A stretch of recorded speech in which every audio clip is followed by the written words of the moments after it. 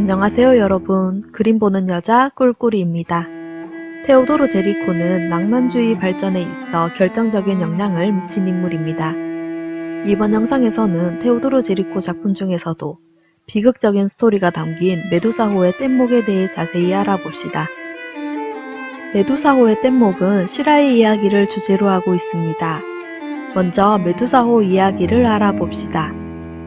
1816년 프랑스 군함 메두사호는 세네갈을 프랑스 식민지로 만들기 위해 4척의 배와 함께 400여 명을 태운 채 세네갈로 향하고 있었습니다. 그러나 그해 7월 2일 메두사호는 난파하고 맙니다. 절반 이상의 사람들은 구명보트를 타고 대피하지만 나머지 사람들은 뗏목을 만들어 탈 수밖에 없었습니다. 표류된 지 13일이 지나서 발견된 이 뗏목은 지옥이나 다름없었습니다. 처음에는 150여 명이 이 뗏목을 타고 있었다고 합니다. 그러나 구조된 사람은 15명에 불과했습니다. 표류된 사람들은 광기, 기아와 탈수, 질병과 죽음에 직면해야 했습니다. 그들은 가죽이나 천 등을 먹어 연명했으나 끝내는 살기 위해 식인까지 저질렀다고 합니다. 마침내 15명의 생존자들은 구조되었지만 이 사건은 은폐되었습니다.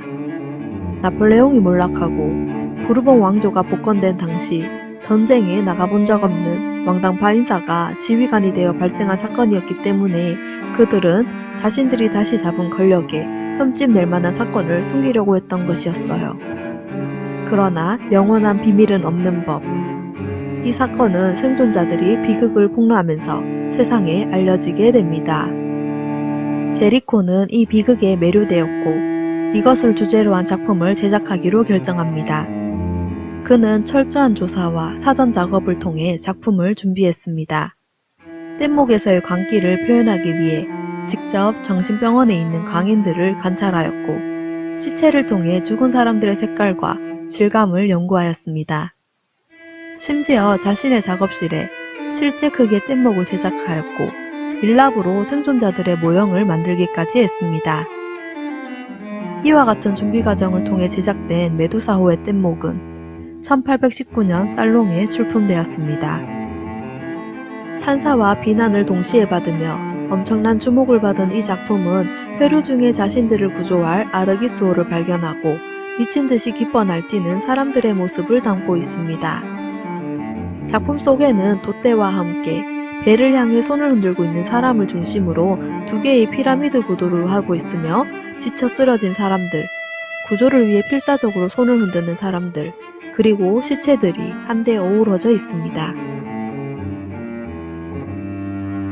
젊은 나이에 요절한 테오도르 제리코의 작품은 많지 않지만 그의 작품들은 프랑스 낭만주의 발전에 크게 기여하였습니다.